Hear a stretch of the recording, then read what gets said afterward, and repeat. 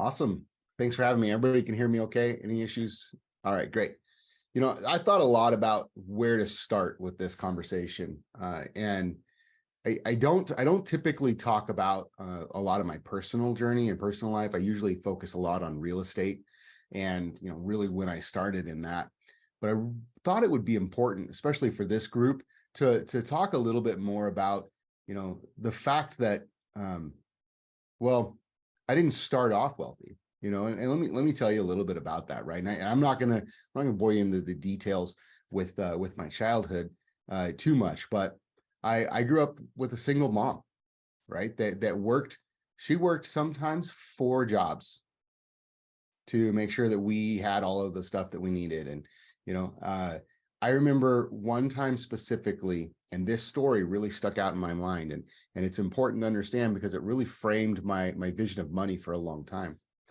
My sister was sweeping the floor in our kitchen. I was probably 7, and in the pile of dust, we didn't have the cleanest house growing up. In the pile of dust, there were some pennies. And my sister was going to sweep them into the trash. And I can remember my mom chastising her and saying, we can't afford to throw away pennies. And getting down on her hands and knees and sweeping that, or picking those pennies out of that dust. And I've remembered that story several times throughout my life, and realizing how important money is, and but yet I never want to be at the point where I'm a slave to 3 or 4 pennies.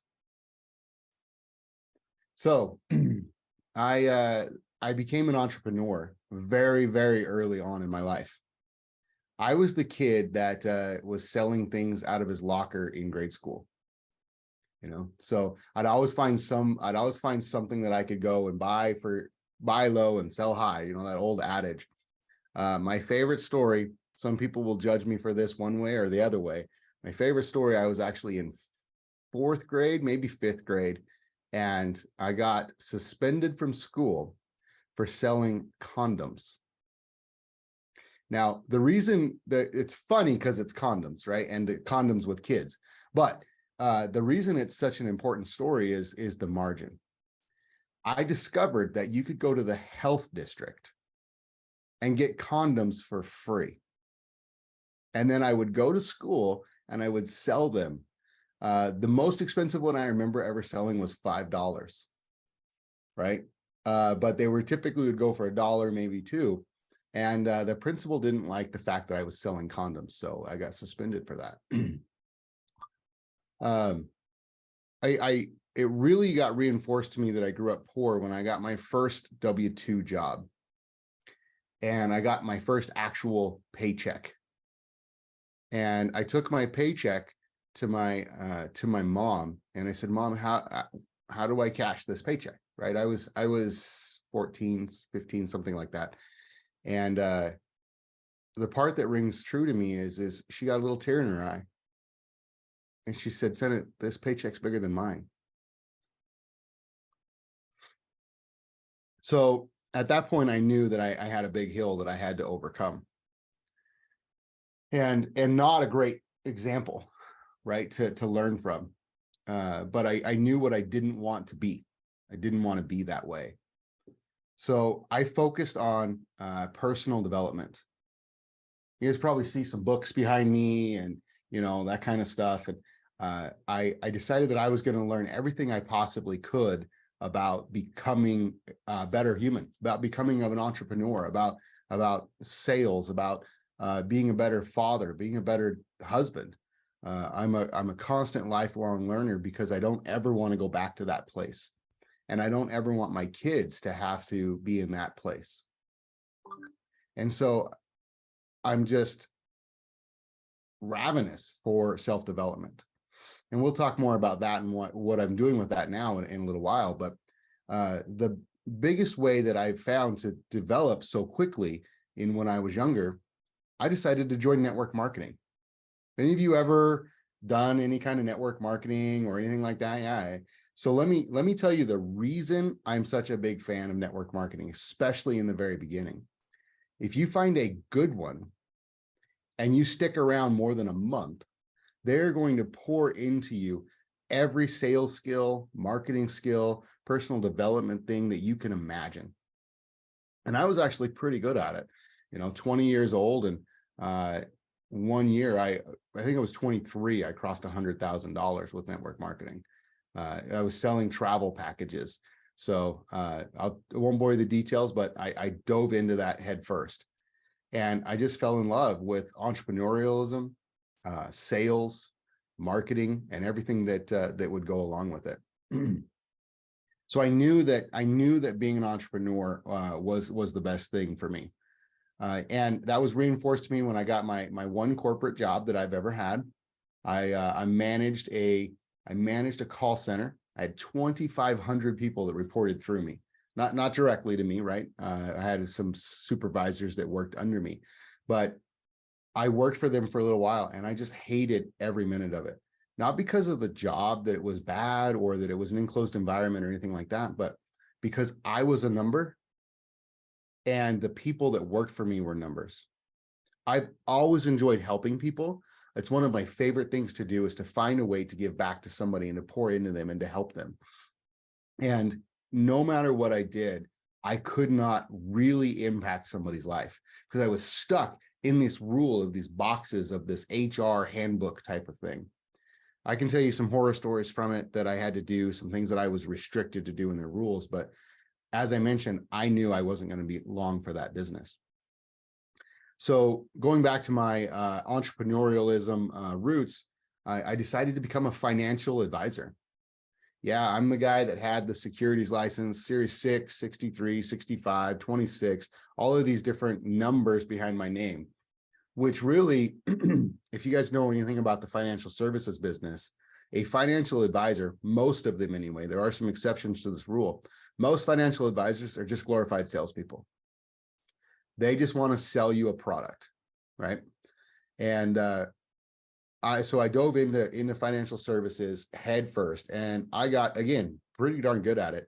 I moved up the ranks in this company to where I got a promotion that will last forever, right? I've since left the company, but if I ever chose to go back to that company, I will have my same contract level if I started back there tomorrow, because I climbed through the ranks and worked so hard. I did enjoy the company. It's not a bad company at all that I worked with. Big on personal development. I actually met one of the mentors, probably you've all heard of, Ed Milet. I actually met him several times through that program. If you've heard his story about the financial services industry he worked in, that was the company I worked with, same company as Ed Milet. And it just reinforced all of my personal development. But I was with them for 10 years and worked hard, grew a great business. But I took all of my money that I made and I dumped it into real estate. So go back up a little bit. 2009, I had a house I couldn't sell, and decided that I had to move. And at the time, I was going to save $800 a month by moving 20 miles because of all the traffic and driving, and had 3 cars that go back and forth a couple times a day, and not to mention all the time. So I bought a new house, the house I live in right now, and I had this other house to set on the market. I couldn't sell it. So what do? You rent it out. Right. So I'm that accidental landlord, right? I know it's not a sexy story, but that's how I got started. Accidental landlord, found $300 a month cash flow and just fell in love. So I did it again. I bought another house, rented it out. And then I bought another house and I rented it out. And then I decided to buy a junker. I bought this piece of crap house and decided to fix it up. And I'm going to do the BRRRR strategy with it. We all heard that story before, right? You know what the BRRRR strategy is. But before I could get it refinanced, somebody offered me a whole bunch of money for it. So now I'm an accidental flipper.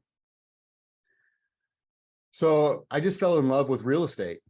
And I bought houses, I BRRRR'd houses, so I refinanced out the cash. If you just don't know what that is, buy, rehab, rent, refinance, repeat, pulling out the cash, recycling it, flipping houses. I accidentally wholesaled a couple houses. So I had a house under contract, and before I could close it, somebody offered me money for it. I've done that several times. And as throughout these times, I started moving into duplexes, triplexes, a couple of fourplexes.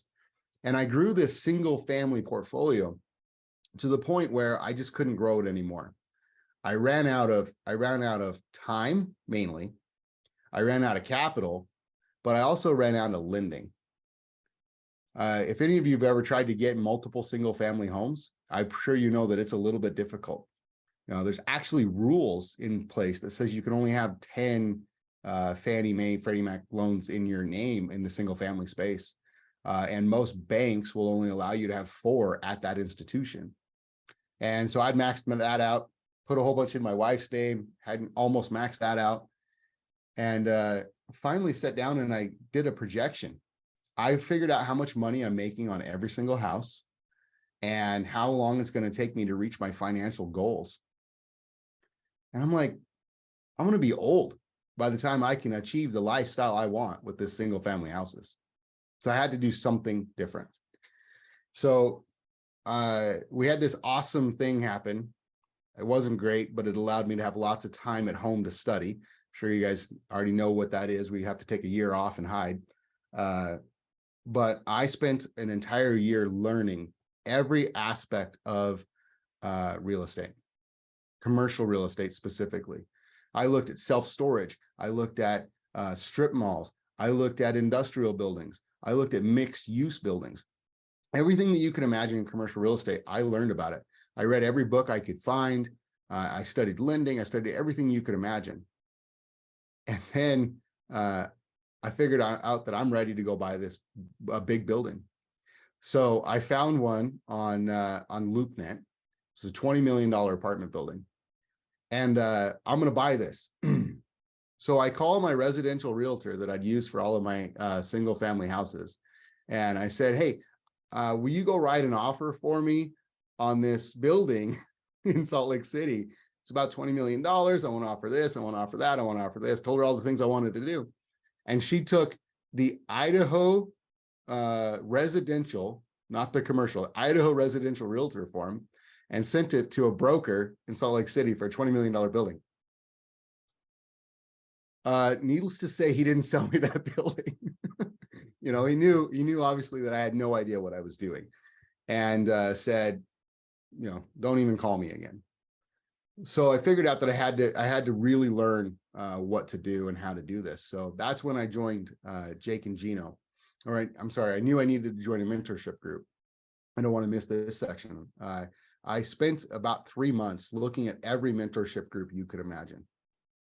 All of them. I looked at Rod Cleef, Michael Blanc. I looked at every single mentorship group I could possibly find, and I narrowed it down to 3. And I went through the sales process with 3.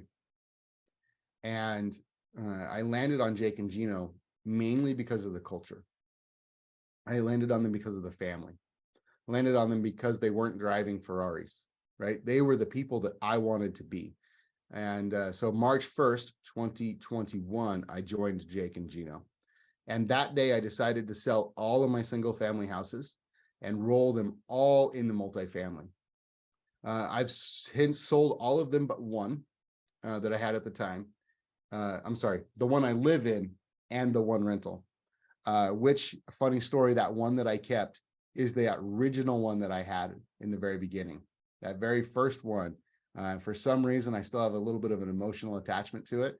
I know that you shouldn't use emotion in business, but it's a real thing. We're all humans. And so I'm having a hard time selling that one, but I've sold all the other ones, rolled them all into multifamily at this point. So all of my money and all of my focus is in multifamily. I do have a little tiny piece of money in crypto, which I'll talk about that in a few minutes as well. But I decided to leave my job March 1st, 2022, my W-2 that I had, the financial services, my IT business, everything, and go 100% into multifamily. So that's important, right? I joined Jake and Gino March 1st, 2021, started selling single family houses, and left my job to go full time with Jake and Gino March 1st, 2022, exactly a year later. and continue to grow and to get better at that. One of the reasons that I decided to leave financial services was I felt this big disconnect because I was telling people to invest into stocks, bonds, mutual funds, annuities, all these different things that I was selling. But the whole time I was putting my money into real estate. I love the aspect of helping these people with their investments, but I felt like, I don't know what the right word is, but I just felt kind of dirty that I was putting my money over here and telling them to put it over here. And one of the things I discovered through financial services and real estate is I could combine the two. And that's why I started doing syndications. I love doing a syndication and helping passive investors invest their money into my deals. And because of that, I decided to join another mentorship group. I joined a group called Raise Masters, which just helps and focuses on people pooling people's money together and raising capital from other investors. And now that has become my primary specialty, which is investor relations and capital raising. Because now I can go out and I can now pool other people's money, put it together, and now buy this big asset. I absolutely adore it. In July of this year, so 4 months after going full time in the business, Jake and Gino came to me and said, Senate, would you become a coach with our group and teach our students how to buy multifamily apartment buildings?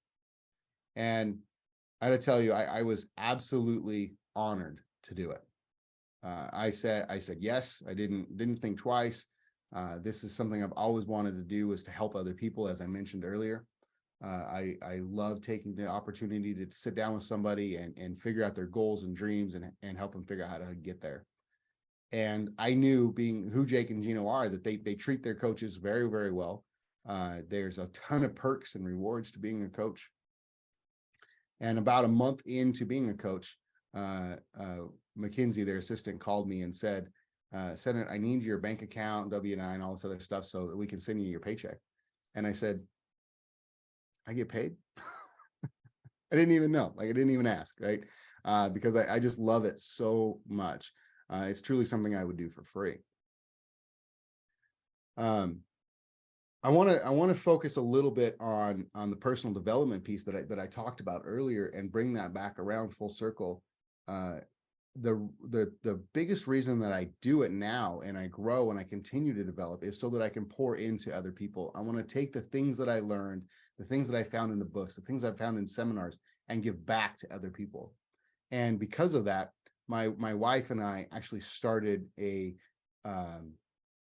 event here in our small town, Twin Falls, Idaho. We live in I didn't even mention that. I live in a small town with about 200,000 people in the entire MSA. So in about a 50-mile radius, there's only about 200,000 people.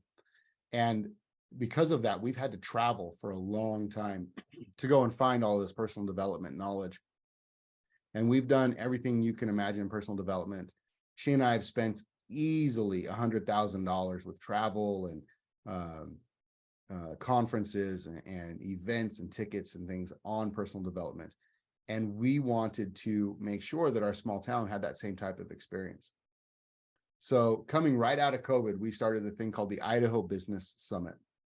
And what this is it's Idaho's premier personal and professional development event, where we get to pour back in all of this knowledge and experience that we've built and put together back into our community and create this ripple effect because of it. And it's just something that I really enjoy giving back to all of these people. You guys, any of you who were at MM5 heard Luke Wren tell a story about flying from the mountain in Nepal back to Idaho to do an event, being in Idaho for 42 hours and turning around and going back to Nepal. And that was my event. He flew out here to come and speak in Twin Falls, Idaho, and really shake everything up. And he loved it so much. He actually called us and said, can I come back and speak next year? So May 10th, 2023, he'll be back in Twin Falls, Idaho. Absolutely phenomenal experience. And the reason all of that is important is because the trajectory of my life, people talk about your story and the background and all of that, but what are you going to do with it into the future? So what are your goals? And the entire reason that I do everything that I do at this point is because I want to achieve what I consider the pinnacle of personal development. And 4 years from now, I'm going to join Tony Robbins' Platinum Partnership. Tony Robbins, I believe, is the elite personal development. He doesn't like the word guru, but that's what I'm going to use. Basically, I won't go into all the details of Platinum Partnership, but basically you take a year off of your life and you spend it with Tony Robbins. And he just pours into you for a year. And you basically, there's so much to do and so much activity. That's your only focus. It's the equivalent of a PhD in personal development. And that is my next big achievement, and everything I do is pushing towards that thing. The one challenge with that, though, is I can't see past it. It's such a big event in my life and such a precipice of my future. I don't know what I'm going to do with it when I'm done, but I know it's going to be awesome. So I don't know, has that been 30 minutes? If it, I feel like it's been 5 minutes is all, but that's what I have for you. Anybody have any questions or anything I need to elaborate on?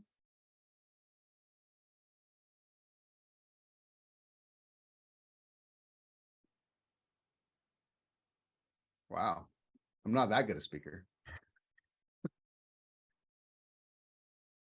No, I really enjoyed that. I didn't know a lot of those details, Sunnit. I really appreciate you sharing those, especially the personal part where, getting started and how hard that was for your family and growing up. That really shapes a lot of what you do. And I'm sure each one of us has a different story to tell, but I really appreciate you opening up. Yeah, it's not something we talk about all the time because it's those personal things and the dark corners of your life. You don't like sharing. Nobody does. But the true success, the true things that people can take from your success come from your difficulties, right? There's a line that I stole from a pastor one time. He said, your test will become your testimony. That's good. Yeah. So don't be afraid. Don't be afraid to share the hard times too. Do you have any specific book recommendations? It sounds like you read a lot. I'm always looking for new, great recommended books. Well, that's an interesting question. So I've got several that I could recommend for different topics. My favorite book of all time is Outwitting the Devil by Napoleon Hill.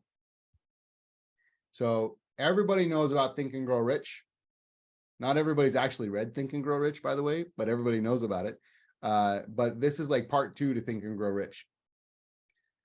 He literally has a conversation with the devil, and it's a story about him having a conversation with the devil. It was written in the 30s in the Bible Belt. He wrote the book and gave it to his wife to read, and his wife said, "You cannot publish this. People will think we're devil worshipers." And so it got locked away. And his daughter found it in like 2005, 2010, somewhere in that range, and decided to publish it at that time. So it was locked away for 70 some odd years. Nobody even knew that it existed, and was published after he died, after his wife died, and then finally his family published it. It's an amazing book. If you haven't read it, I highly recommend it. Can you repeat the name of the book? Yes, absolutely. It's called Outwitting the Devil by Napoleon Hill. I have that book. Yeah. Perfect. Great. I read half of it. Yeah. I actually prefer the audiobook. I also read the audiobook because it's on YouTube. Yeah, it's great. Yeah. My most actionable takeaway book, like there's so many personal development books that actually like repeat and they don't have a lot of things in them. The most actionable book I have found recently is called The Power of One More by Ed Milet. I'm a little bit of a Ed Milet fanboy, I'm sure you can tell. But this book is different. It's unique. It's got things in it that I've never heard anybody else say that way. And it's really got 12 or 13 truly actionable things that you can do to change your life. It's not fluffy. It's not just rah, rah. It's do these things and you'll make a change. There's one more book and then I'll stop. And the reason I want to talk about it is because of the time of year. The end of the year is coming, and a lot of people are going to come up with New Year's resolutions, and they're going to make plans and goals for next year and all that kind of stuff, which is great. Please do that. But there's a book I read called The 12-Week Year one time. The 12-week year, really what it does is it says, break the year up into 4 sections of 12. Most people take the entire month of December off. We talked about earlier with holidays and then planning for next year and all this kind of stuff. So what it says is, this book says, break the year up into 12-week segments and write your goals, write your resolutions, write your plans every 12 weeks, and then go out and maximize on those.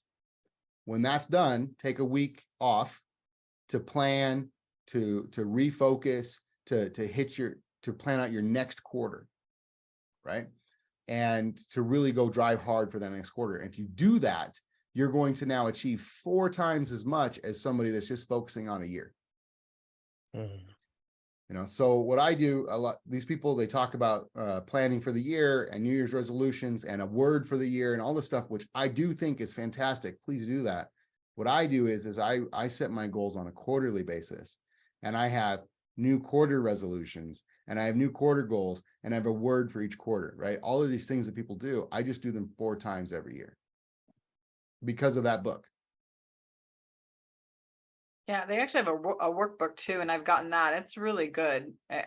And honestly, there are certain things you just tend to procrastinate. And it's like, you can say, I'll get this done this week, when really you could just say, I'll get this done today and it'll be over with. And then you have the rest of the week to plan new things. But somehow, when as much time as you give it, it'll eat that up, and you'll take as long as you give it. But yeah, that's a great book. That's actually called Parkinson's law. So if you have like 1 week to do a task, you'll take 1 week. If you have 1 day, you'll do in 1 day. Mm-hmm. Sure. Yeah. Yeah. It's the work expands the amount of time that you give it. Yeah. It's a good point. It's all about like how you push yourself to do the task. I have one more question. If anybody else has questions, feel free. Senna, are there any common mistakes that you see a lot of students making when they join Jake and Gino, or just in real estate in general, like the multifamily space?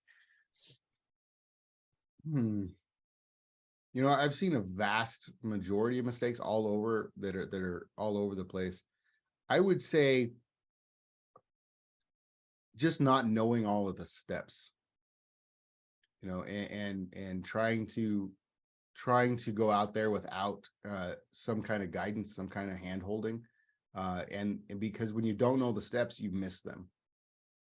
I had one student one time, that's actually right as soon as I joined, and it wasn't my student, it was we have a coach's mastermind every single month where we talk about all of our students and what the problems are and that kind of stuff.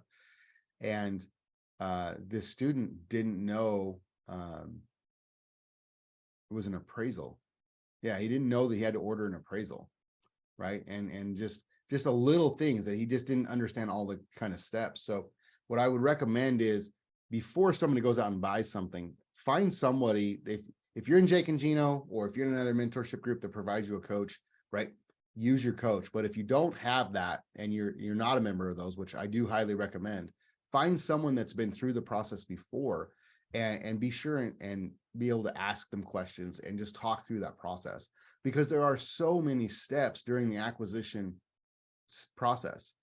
I actually just talked about it on a podcast, that there's so many things that people don't realize that have to happen at the exact same time.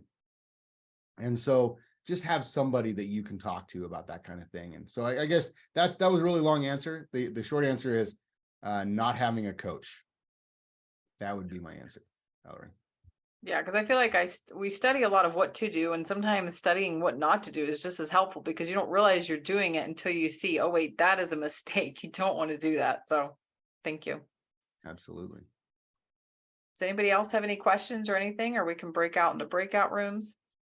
I had a question real quick. Hey, Sam, you touched on the community that you joined that helped you learn to raise capital. Yeah. Can you talk a little bit more about that? Yeah. Do you mean what is in the community and that, or why I joined it? Yeah, what is in the community? And I know you are specializing now in capital raising, but just talk a little bit more about, like, you know, you have to be qualified to join it? Do you have to be an accredited investor? What that looks like? Yeah. So before I will answer your question, John, before I do though, I do want to talk about though, I'm not only a capital raiser, right? There are lots of aspects of the business that I do. Being a coach, I have to have, at least a firm understanding of each aspect of the business. My actual specialty outside of capital raising is that acquisition process that we just talked about. Find a deal that's under LOI, and then I'm going to get it to close, right? So working with the banks, working with the portals, working with the attorneys, all that type of thing. The acquisition process, I just really, really like that. And I know we didn't dive into that. I'd be happy to go into any one of those details if you want. So, but now to answer John's question, I joined the group called Raise Masters. It's founded by Hunter Thompson. It's very, very similar to Jake and Gino, if for those of you that are familiar with it, but it's focusing on the capital raising side of the business, funds and funds of funds, and how to market, that type of thing. Excuse me, hold on. I apologize for that. I was fighting that for a little while. So in this group, to join, you do have to apply. It's very similar to Jake and Gino, where you have to go in and put an application in and pay a fairly large chunk of money, and you have to pay for a year and repay every single year if you want to stay a member of this group. There are live events throughout the year that you get to go to, daily coaching sessions that are talking about any section of the capital raising business. Monday is like marketing. Tuesday is legal questions and funds of funds, that type of thing. Wednesday is websites and funnels. Friday is like podcasting, that type of thing. So there's just a ton of resources in there in that regard. Twice a month, Hunter Thompson himself comes on and teaches for like 2 hours about different topics and allows you to ask questions. And there's tons and tons of support that are included in it. They also give you access to their legal counsel,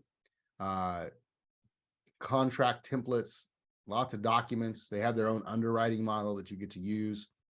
And there's an online learning module with probably about 100 hours of courses and classes and that type of thing. So it's a really great program for anybody that's interested in raising capital. I'd be happy to go through all the details. I can show you guys my back end if you want to do a one-on-one, what they include, what they don't. I think it's a great program. I highly recommend it. They do have an event coming up in Louisville, Kentucky, January 19th for 3 days. Unfortunately, the early bird special expired at midnight last night. So, but maybe Senate with all his connections can get it reactivated for you. I don't know, but I signed up to go just because I've heard great things. I do have a discount code. Yeah, if anybody wants to go to their event, it's an affiliate referral link. I think it's $100 off, something like that. Happy to refer you into the program if that's something. I didn't come here to give somebody a sales pitch on that, but happy to. No, I appreciate you sharing. I'm gonna look into it. Thank you. Yeah, if you want to talk more about it in detail, let me know. Let's schedule a one-on-one call. I'll walk you through it. Sounds good, Sam. Thanks. What else? I hit a lot of things, and nobody else has any questions about any of that. Did a good job. Just to put in a good word, I'm a partner of Senate in the deal, and he's an amazing partner. So, Trevor, I feel the same way about you. Thanks. Yeah, we met at the beginning of the deal, and I think now have a pretty good friendship just from working together. I agree. I'm looking forward to our next deal together, Trevor.